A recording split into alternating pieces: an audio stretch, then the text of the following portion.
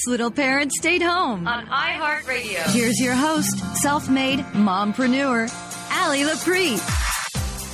Have you ever explored the possibility that your child might have supernatural abilities? Well, today we're going to be talking with John Holland, the internationally renowned psychic medium, John Holland. Yeah, that John Holland. You may already be familiar with his work. Millions are. He's a regular on Hay House Radio.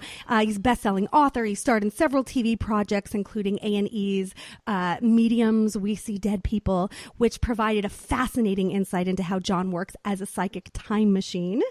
I love time travel, where he's able to pick up vibrations and detailed information. He's also been on Psychic History for the History Channel. That was his own pilot. And he's here with us right now. John!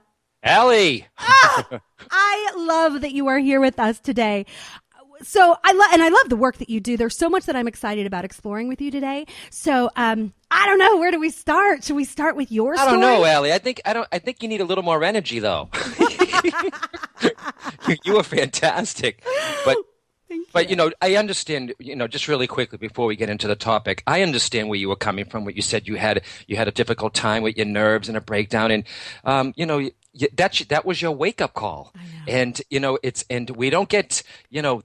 I really believe synchronicity, intuition, your dreams all point to a direction. Sometimes we don't listen to them. Mm-hmm. But like me, I had an automobile accident, Allie, and it changed my life. And we don't get too many we don't get too many chances. And I think a wake-up call, you could complain and say, look what happened to me. It's what you do about the situation that makes the person. So, you know, good on you, girl.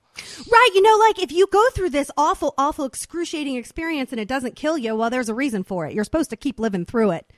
Right? And learning from it. I'm so glad that resonated with you. So, John, I love the work that you do.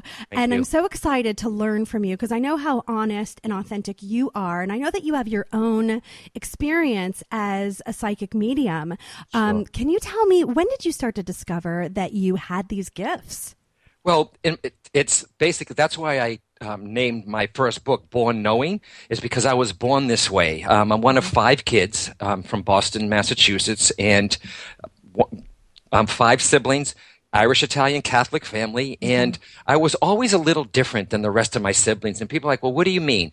It's my brothers would be out playing baseball or my sisters would be doing something. I was fascinated by art. I would always read any books that had to do with spirits or ghosts, and no one ever showed this to me. My favorite TV programs were Bewitched, I Dream of Jeannie, Dark Shadows, anything that had to do with magic. You know, Elliot, people say, well, when did you notice this? There wasn't a time when I wasn't. And, you know, so just like the topic, my parents didn't know in the 60s what to do with me. But, you know, my dad used to say to my mother, Allie, something's wrong with your son.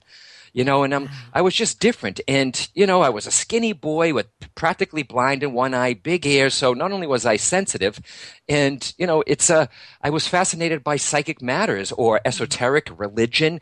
My mom would wake me up at night to watch religious movies. I was always just a little different. But, you know, Ellie, I tell my audiences right now, okay, some of them, I just did a huge conference for Hay House, the I Can Do It conference. And I say to my audience, how many of you are the different one in the family? And they raise their hand. And different meaning you question things. You know there's more to this life. You know there's possibly an afterlife. And are we really different, Allie, or are we just more aware than some people? See?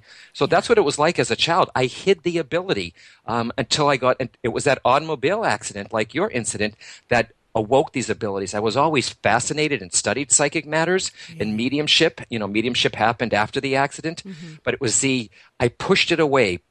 All the signs were saying, go here, go here. I pushed it away. An automobile accident awoke the abilities, and I had my wake-up call. The car was totally crushed, and I walked away without a scratch. Wow. So that was my call. That was my wake-up call to say, and I didn't complain. I didn't have. How old were you? I was 30, and I lived in Los Angeles, and I didn't complain because, you know, you need a car in L.A., but I didn't complain. I practically got on my knees and said, thank you, God. Thank you for the guidance. And once that happened, within a week or two of thanking God and thanking for that accident. Now imagine thanking for a automobile accident. It was my wake-up call, and it changed my life. And it put me back on track because, you know, L.A. can be like, Allie, You know, I do. yeah, you can go a little crazy in LA as a young person, and same thing with you. I went out there to study acting. Really? I didn't know that. Now you do. See, that's why I love this show. And then one thing led to another, Ally. Then I started studying, and then here it is 24 years later, and I'm still doing the work. That is amazing. It really is amazing. And I think that we have to be willing to go through those tough times because you never know when they're going to show up. And when they do, wow, they're meant to wake you up. They're supposed to be big. They're supposed to be like a shock to your system. That's what forces us to take a look at these abilities that you have. So once you started realizing, once you started studying and trying out your own talents, what was that like? What was that? Was that scary, or did it feel exactly right? I was raised. I was raised like this was something wrong. But as after the accident, it's so strange. I'm from an alcoholic family, okay, but yet I went into bartending. I was a bartender in Century City, Beverly Hills, and after this accident, people would walk up to the bar. It's almost like, if people may not understand this, I think it was like a Kundalini awakening. That's when it's like you're vibrating. It's like this energy was going through me, and it was just, I think all my energy centers open. I was bartending, slowly. It didn't happen while I was bartending, and people would walk up to the bar, or I would be talking to friends, and I would just know things, right off the top of my head, and someone would come up to the bar for a gin and tonic, and I'd look at them and say, "Your poodle passed yesterday?" Just stuff. I mean, but I tell my students, don't do that, Ally. I was ignorant. You don't scare people like that. Or I'd call on the phone to a friend of mine, like Margot, and I'd say, "Margot, you were just at the foot doctor's yesterday?" She's like, "How do you know this?" I talked to one girl, and I said, "When did the mouse show up in your house?" And, things like that, crazy things like that. So I had to take control of it and say, okay, why is this happening? And then I got more and more into deep psychic studies. And I didn't just accept it and put out a website and a business card. Why does this happen to me? And I teach my students the psychic mechanics, or the psychic mechanism of how this works. And it's your body, Ally. And I heard you say supernatural, but it's natural, Ally. We're all born this way. Every kid is psychic when they're born. And I always tell, for the parents who are listening, or to the grandmothers or to the aunts, if your child is saying to you, "Mom, Dad, Aunt, Grandmother, Grandpa, I don't like that person," take my advice, listen to your children. Listen to your children. They see the world as it really is. And Ally, a lot of kids, and parents will understand this too, or people that have kids or had kids, your kid may start to draw, and they're drawing people that are green or orange or red. How do you know that they're not really seeing that person, the color around that person psychically? I think even when babies look at us, when they look at us, are they really looking at us, or are they looking at something else? You see, we're all born psychic, and then as we start, we're all born right-brained, okay? Creative, we're coloring, kids are all over the place, they're dancing, and then we start school. Then the analytical side has to come in, and we pull away from the right side of the brain and start going with the analytical, because we have to know math, listen to the teachers, spelling, and then a lot of kids pull away from the right side, Ally, but some kids don't. And they're insensitive or intuitive their whole life, but it's natural. We are all born this way. It's life that takes it from us. So you just answered one of my questions, because I always wondered, I always thought it was like, being born with the ability to sing, or being born with the ability to just be really athletic, that just because you weren't born with the ability doesn't mean that you can't learn. Exactly. But you're saying that we were all born with this, tapped into this possibility that we can do this. And some people have more potential than others, Ally. Like genetically, I think it's in my genetic code. My grandmother was like this. She was always the grandmother who knew things. The word psychic was never used. If it's not in your genetics, it's okay. You might have a stronger potential. It's almost like for dance. You might be born with the potential to dance. Doesn't mean someone who's not born with the potential, they just have to work a little harder at it. Right. But the two can be the same. Really, that is so fascinating to know. And I'm really glad that you said this, and I'm sure that life as we know it really has changed. This is something that is being more widely accepted. It used to be kind of weird and freaky and scary.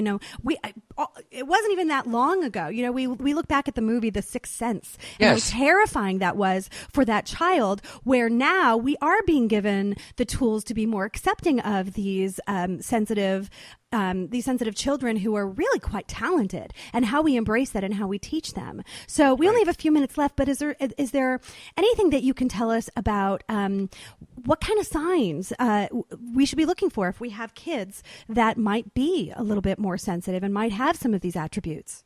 Well, there are a few signs. A lot of kids, they startle easily. They don't react well to surprises. Some seem to know what others are thinking. Noisy environments aren't good for them. I mean, they're very sensitive.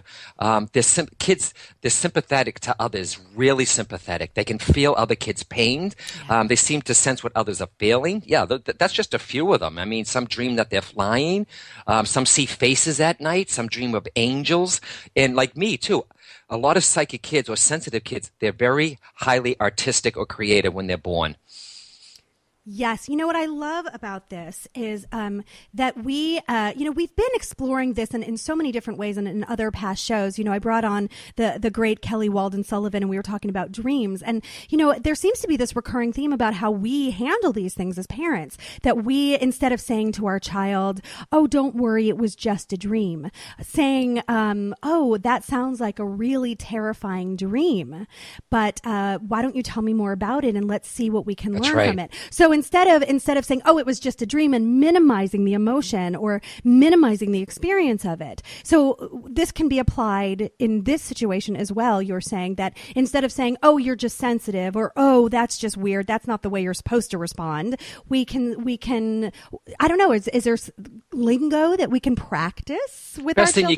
Best thing you can do is listen. Like, I know we're going to go to a break. So say you're fighting with your husband in your room. The little kid comes in. He feels the energy in the room and says, are you two all right? And you tell the kid, no, everything's fine, go in the other room. Mm-hmm. You just told that kid he's not intuitive. It's okay to say to the kid, Mom and Dad are having a discussion, we'll work it out. See, we teach the kid not to trust our intuition, when in fact we're going to need it as adults. And we can talk more about this after the break. That is so interesting. Well, I love this. We're talking with John Holland. You can find out more about John Holland and everything that he's up to at www.johnholland.com. And we're talking about how not only to recognize what's happening with your children, and maybe they are really intuitive and really not just super sensitive, but maybe they do have psychic abilities, and how to handle that and how to help them nurture it. So on the other side, we're going to keep talking with John Holland, the great medium, the well-known psychic medium. Again, www.johnholland.com. We'll be back in just a minute. Stay right there.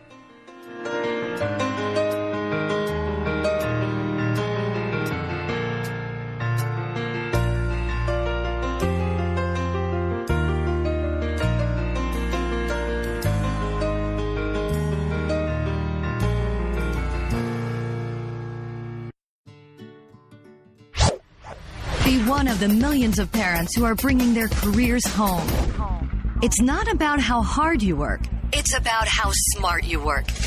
Learn how to balance it all. This little parent stayed home on iHeartRadio. I'm laughing at you, John, because you're distracting me. I have a show to do and you're making me laugh. You're so much fun. I really feel amazingly connected to you, and I'm just so glad that we have the opportunity to bring you on today. You know, I want to ask you real quick because, you know, just from my own experiences, you know, both of my kids have definitely shown signs, you know, since they were babies that they're intuitive. And, you know, me, I'm like, do you think he might see a ghost? All right. Like, I'm so excited about it. And I always, from the beginning, wanted to nurture it and be like, yeah. So you're talking to someone named Pauline? That's wonderful. What does she look like? You know, like I got really excited about it. But what I noticed is that they don't do it so much anymore. They're getting older. I have a 7-year-old and a 10-year-old, both boys. And I don't know if they've lost that connection to themselves, or maybe I didn't nurture it enough, or, I mean, I don't want to, you know, women, we blame ourselves, but I would love to know, you know, why is that? Why are we so connected when we're babies, and why does that fade away?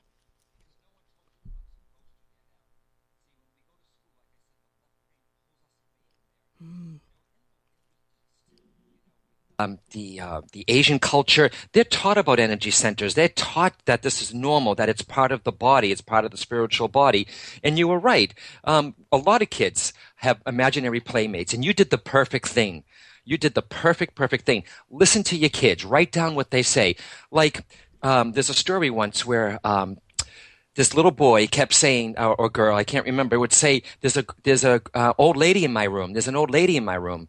And the mother and father were like, yeah, okay, it's my imaginary playmate. Okay, that's fine.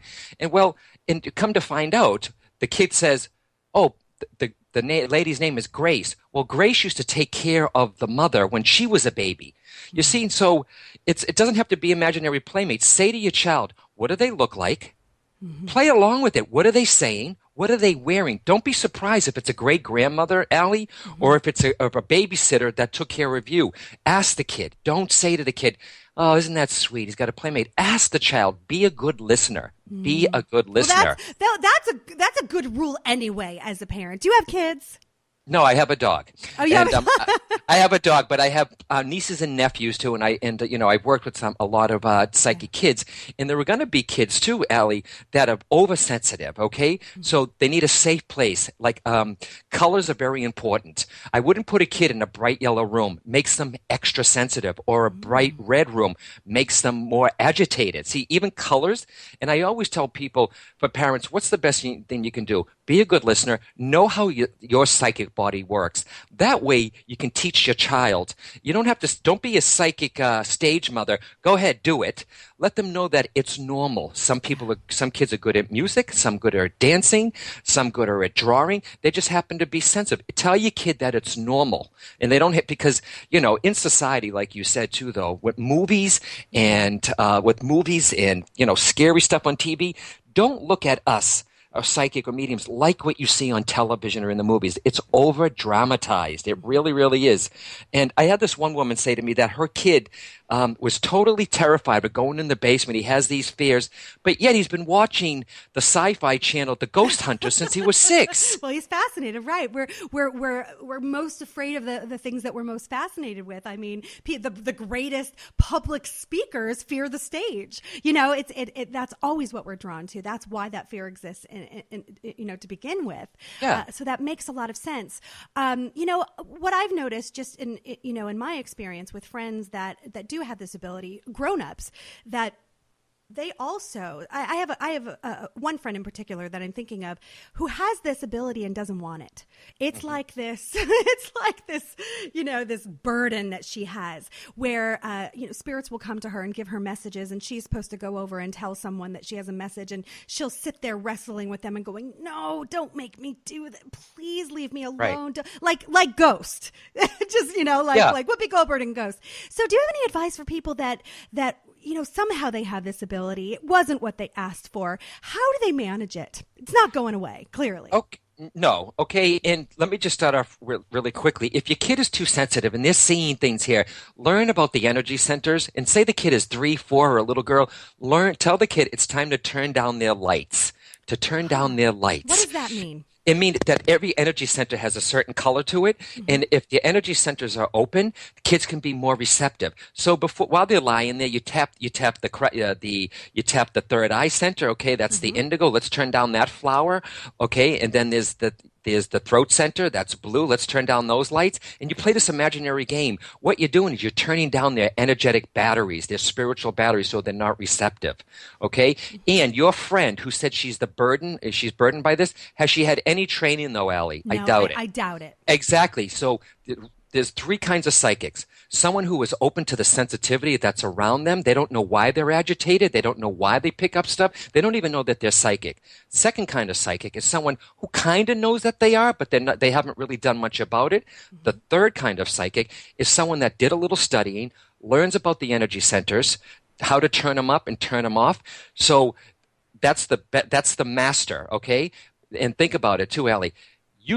This woman, okay, your friend, she should be it. This should never control you. You should be the master of it. It should not control you. So someone who's the third psychic, by knowing how it works, you become the master, turning it on and turning it off. And if a spirit comes to you, it doesn't mean that it's your job to deliver a message to somebody, walk up in a restaurant, because you don't know what you're going to get. Right. Absolutely. Well, and I have, and my friend is just one example, but I have known other people, and you sort of mentioned this in the beginning, that there are people that call themselves psychic, and maybe they really are, but maybe they're really good at the skill of connecting to, a spirit, but they don't have the skill of how to communicate, how to translate, let's say, the message to the person, recipients, to the recipient. Like they'll, I've had people that are just saying to me, like, cat, teeth, wild animal, like their messages make no sense because they haven't learned to translate. But the other thing that I've noticed is that sometimes people will just come and say something horrifying to you, like you're about to lose someone. You're about to be in a horrible accident. And, what do you say? Because you have so many students, and I know you've been teaching people for years. What do you say to your students to help them really connect the one life to the other life in a way that feels comfortable for all involved? Yeah, there's a lot of training, Ally. I believe that right now we're in there's a lot of fear right now in the world too, and we're extra sensitive. Mm-hmm. Something is happening where our spiritual light, or in some people who are listening, if you think that this subject, okay, woo-woo, think about it. Some people are becoming more sensitive right now. They don't know why. Something is happening. I think it's for us to help us with what's going on here, okay? And for the people, when I did this, Ally, it's a lot of training. I tell my students, I teach ethics in my class also, and it's a huge, huge, huge responsibility doing what I do because people's lives are in your hands. Okay, and I tell people to take a bereavement class, study a little psychology, and it took me a while, Ally. I sat in meditation with a group of mediums for over 2 years, and in classes, went to school for it over in England. So it's something that you have to know. And think about this too. I tell my students, Ally, okay, you know how they said to you, cat, teeth, okay, accident. There's ways to give the information, okay? Impressions versus expression. Get it? You may be getting an impression, but how are you going to express it? Impression versus expression. There's a way of saying to someone, you know what? I'm feeling a little trouble in your chest, as opposed to, you got a tumor? Right. You see, there's different ways to do it. And get the training. Get the training. You want to do what I do? Then go for the training. Okay? Not necessarily. It doesn't have to be with me. All right. And for the people who are listening, you want I don't like to push my books, Ally, but Psychic Navigator breaks it down. Energy centers, breath, auras. It's really basic, and it's been around for many years now. And a lot of students, teachers, not just of the subject, use this book to help. And, I'll send you one too, Ally. Thank you. I'll take it. Oh, please, I'll send you everything you need, Ally, okay? Because I know you got a lot going on. I do. And, I think that I fall into the category of the third psychic where I'm fascinated. I don't think that I was really born with an ability, but man, I'm trying, because how cool would it be to really, be able to talk to the other side and get answers that no one else has access to, where everybody has access to it. But, I really do love this, and I find this fascinating. Now, this book, it's called The Psychic Navigator. Can we find this on your site, johnholland.com? You can find it on my site under the store, and it's a Psychic Navigator, navigating, harnessing your inner guidance. And, Ally, I had to go through all this. Sometimes, too, even my family doesn't understand it. You know what I mean? They haven't they're not going to listen to this broadcast, and it's okay. Everyone's exactly where they're supposed to be. Do you understand? Yeah. And, there's people have a higher consciousness, or you're not there yet. And I'm not putting down people who, you know what I mean? But know the subject. Stay away from what you see on television. That's not what it's really like. My Italian grandmother, don't tell me that this Italian Catholic woman is a bad woman. You know what I mean? She now that she's passed, she was quite special, and she just knew things, and she always knew where her kids were and what they were doing. So that's a great tip for parents if you can know that too. So yeah. Well, and I find this so interesting because I married a Catholic, yep. But I was raised Jewish. And Judaism is the one agnostic religion that I'm aware of where we were taught to be open. We were taught to keep asking questions and keep asking and keep asking and keep exploring. And none of it's ever wrong, but none of it is necessarily right. And so, we may not know, but our job is to evolve and keep going and keep asking questions. So this seems, like nothing. It seems so easy to me, but I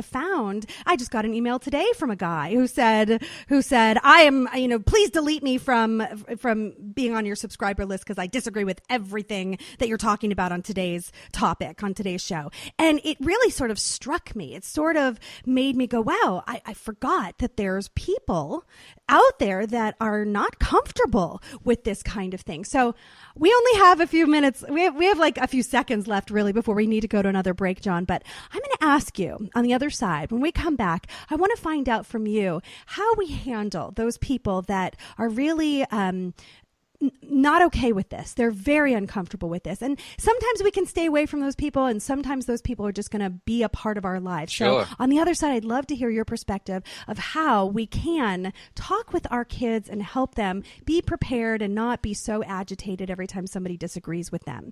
We're talking with John Holland. He is at www.johnholland.com, an author of several books. The one that was mentioned just recently today is called The Psychic Navigator. John Holland, everybody. We have, is it already just one more segment left? I can't believe it. We're always having fun here on this show. Stay right there. Don't go away. We're going to talk some more with John Holland on the other side.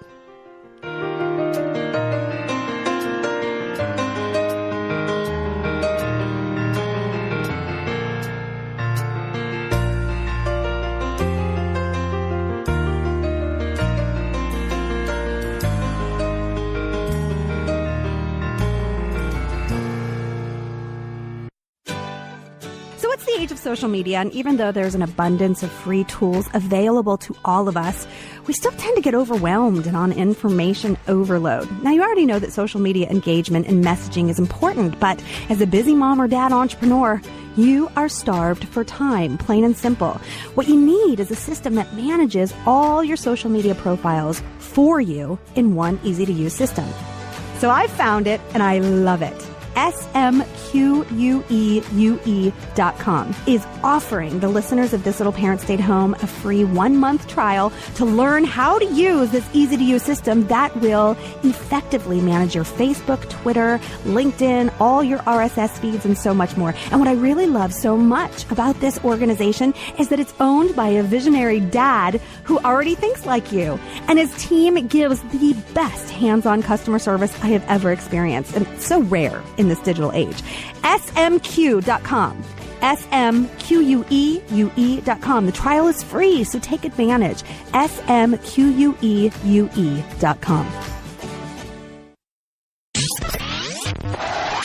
Here's the president of your fan club, Ally Loprete. Okay, we are talking here with the great John Holland. Loving this show with John Holland.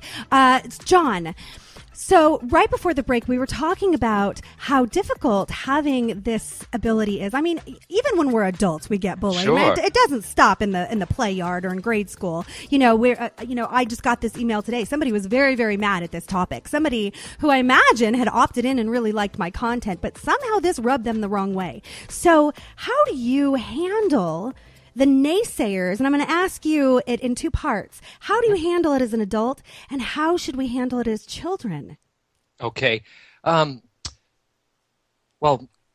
I'll take it with me too. When it comes to me, I've dealt with the skeptics. I'll walk into a party and they'll say that, I don't tell people what I do. Just like kids. If a kid, Ellie, is great at singing, he's not going to, hopefully he's not going to run around saying, I'm a singer. It's like every kid has a gift, talent, and ability. And with me also, if I go to a party, I hope they don't know who I am, because what am I supposed, it's like, it's a little awkward, and God forbid I date someone and then the subject comes up of what I do and they don't know me. It is a little difficult, but you know what, Allie? I'm okay with it.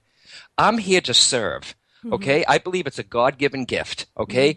I believe in, Christ and Jesus and Mary and I are tight. I believe that it's a God-given gift. It's a gift of the soul. We all have a soul. So everybody knows that there's something more than us physically, and it's a gift of the soul. And I let go of people's judgment, Ellie, a long, long time ago. It almost destroyed me, because we judge. A lot of us don't do a lot with our lives because we're afraid we're too old. I'm not good enough. Who do I think I am? So I let go of the judgment. And if somebody comes to see me, okay, and they walk out, and if something comes through that I couldn't possibly have known, okay, or a situation or something that came up that's not advertised because we're accused that way, something that's so intimate, maybe that person will walk out and say, you know what, maybe there is something over there. And if I just opened a door for them in their mind, then I feel I've done my job. So I let go of the judgment of it and the skeptic. Skeptics, I'm okay with skeptics, Ally. They're saying, show me. A cynic is another thing. You could give them 100% validation, and they would just rip it apart. Okay, right. Skeptics are like, show me. And when it comes to kids, I'm a skeptic. I'm always a skeptic but my skeptic is, please, I want you to prove it to me. I'm really rooting for you to show me in all aspects. Yeah. Right, and when it comes to kids, they don't have to, if someone's extra sensitive, and I think there was one woman, too, she was a mom, and I think she was pushing her kid too much to this. It was like, she was like, take this training, and let kids be kids. Ally, don't you agree? Let your child be a child. Exactly. Don't let them grow up too fast, and if they pull away from that subject, that's fine. But take notes with your kid while they're growing up here and say, remember you said this, and after a while, the kid will be like, you know what? Really quickly, I have a friend of mine, her daughter, she has this communication with animals that is unbelievable. Okay, so she knows how to communicate, not like Dr. Doolittle like you see on Eddie Murphy on TV, okay? But she has this amazing connection. A lot of psychic kids or sensitive kids are close with nature. Now that she's 14, she's debating it. She's like, yeah, okay, because peer pressure. And look at kids now. I mean, between the bullying and social media, it's like, you don't have to go shout out, I'm sensitive.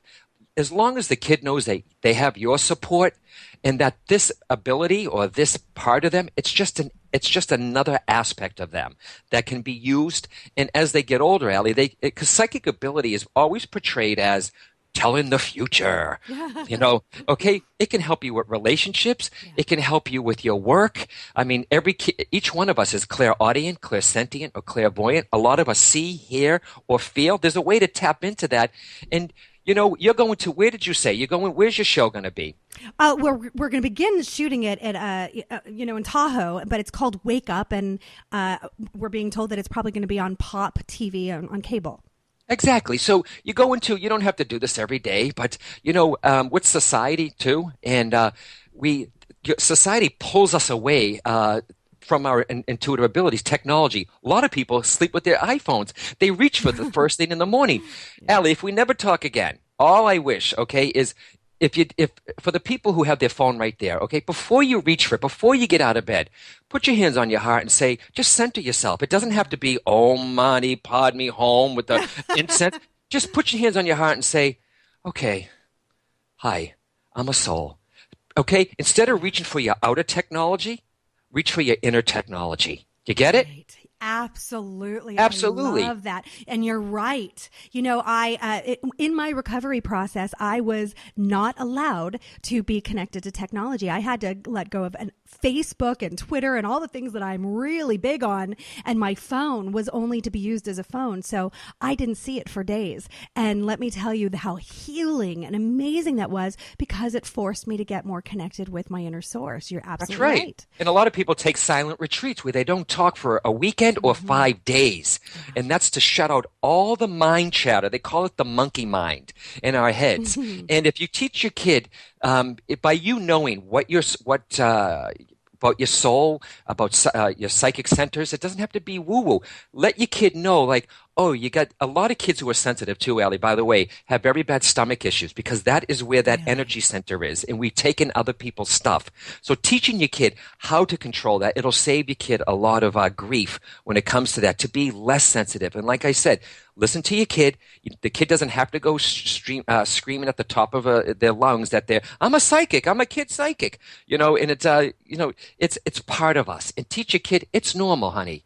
It's normal. How good for you that you have this ability, but don't put them on a pedestal like they do stage mothers with the pageants. No disrespect. Okay. Yeah. Well, how old, I'll ask you, of all of the students, of all the thousands of students that you've had, how old would you recommend a child should be before they start exploring with a teacher such as yourself?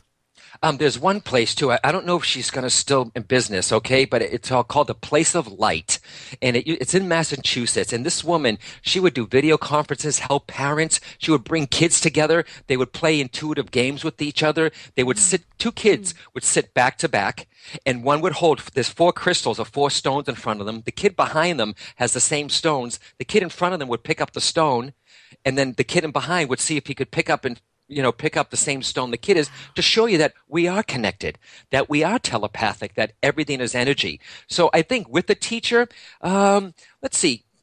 I mean, there are old souls. There are some kids that are 8 that act like they're 20. That's my oldest right there. Exactly. I say like around the 8, 9, 10 mark, 10, 11 age, something like that. I think that's good. I think that's great. And I know that you also have a book that really sort of supports the idea that your child might have these psychic abilities. It's called Born Knowing. And I just want to throw that out there because I think that that's a fascinating book. And it sounds like it's done really well, that it's helped a lot of people. Well, yeah, it's been around. Born Knowing talks about my struggle and what it was like for me to grow up doing this. But if anyone is interested in the subject we just talked, there's a whole section. The information we talked about it's part 2 to the Spirit, Born Knowing. It's called The Spirit Whisperer. There's a whole section, there's a whole chapter devoted on this. It's psychic child, sensitive child, and that's called The Spirit Whisperer. Born Knowing first, or you can go right to this book and, The Spirit Whisperer, Chronicles of a Medium. It's sensitive child, psychic child. It's chapter 10 in that book. Oh, that's fantastic. Okay, so I've got a tough question for you. Sure, honey. Are you up for it? Yes. Have you ever been wrong? Have you ever told someone that that you some information and it just was completely wrong? You know what? And I get a lot of feedback. It's usually when I do mediumship, it's usually right because I have validation. I'm not saying I'm always right, but because remember, I'm communicating with someone that no longer has a voice box, and that's what gets me too. Though in my lectures, I use a lot of humor because of what I do, and I know losing someone is tragic, but it raises the energy of the room and it helps people. But I'll tell people, when someone goes no, I'm like, okay, hold on. I said, I am communicating with someone that no longer, when somebody passes over, Ally, there's a new way has to be, of communication has to be established. And it's telepathy. It's mental mediumship. The people on the other side are sending me their words, thoughts, and feelings. And I, as the medium, have to interpret what they're saying. So when I give the message, it can be validated. So I'm getting where I'm off, where I'm right, or the person's not getting what I'm trying to convey, and I'll explain everything I'm getting. But when I was doing psychic work, I always got good feedback. I never had someone say, "Come back, you're completely wrong." I may be off with the timing, though. I might say in February of next year. I've had many people say, "John, it wasn't February; it was the following February." Okay, because time is different. It's here. It's kind of hard to do it psychically because we're the ones that put the clock and the calendar here. It's the psychic world. It's not linear time. So was it right in the beginning, right when you started to know these things? When you talked about when you were bartending, how different is it from now, where now you've studied, you're one of the experts, the greatest experts in the world in this field? Are you better at communicating? Are you better at receiving? Yes. How is that different? Yeah. Well, thank you for that. Someone told me that I'm a pioneer in this industry, and it took me back a little, Ally. That shows you, the humbleness, I think. And I'm like, I said, "Do you really think I'm a pioneer in this work?" And he said, "Are you kidding me, John?" I went, "Really?" So I was honored. But now, Ally, because a lot of people say to me, "Aren't you overwhelmed when you go out?" I'm like, "No, Ally. When I only do it, and I don't have to chant or automatic. I just turn away from the subject, okay? Because I'm a spirit. We're all physical beings, Ally, and spiritual beings, okay? So honor both sides of you. Some people take the subject way too far and they go spiritual, metaphysical reason for everything. Sometimes a rock is a rock, and then there's physical. Some people are so into the physical, they don't even know about their spiritual side. And one person said to me, "Why would I want to even know about my spiritual side?" I said, "Are you kidding me? You're both. To live either physical or just spiritual, you're living a life half lived. That we're both, and we should honor both." I could listen to you talk all day long, and I wish I could, John. But I have a feeling, this is my gut and my intuition is that you and I are not done here. That there's still going to be some work that we're gonna do together in the future. Just want to again make sure that everybody knows where to find you. It's johnholland.com. Some great books that you should really take a look at and pick up if you can. The Psychic Navigator, Born Knowing, and the Spirit Whisperer. The Spirit Whisperer. And Ally, let me say this before we go off. Congratulations to you. Pat yourself on the back once in a while and say, you know what? Good. Because sometimes there's no people out there, Ally, to pat ourselves on the back. You know what you've been through, and you've come out of it. And sometimes I said to you as we were typing together, sometimes we don't know where we're going. Sometimes you have to live into the answer. I appreciate that so much, and it means so much coming from you, John. I really do admire you. I admire your work. I admire your enthusiasm for your gifts and what you're doing for the world. I appreciate you so much for coming on. Once again, everyone, that is John Holland, johnholland.com. That has brought us to the end of the show, moms and dads. Moms and dads, you really are my favorite people in the world because you are raising tomorrow's future, and you have one of the most thankless jobs in the world. No one's out there thanking you, but I am, and I want you to know that I'm here to support you in any way that I can. And I'm here to remind you to keep yourself in alignment. That is the most important thing. Keep yourself in full enjoyment of those little moments in your day-to-day. And I'm also here to applaud you for being resilient, revolutionary educators and leaders that you are. I'm Ally Loprete of This Little Parent Stayed Home. We'll see you all next week. Have a good one.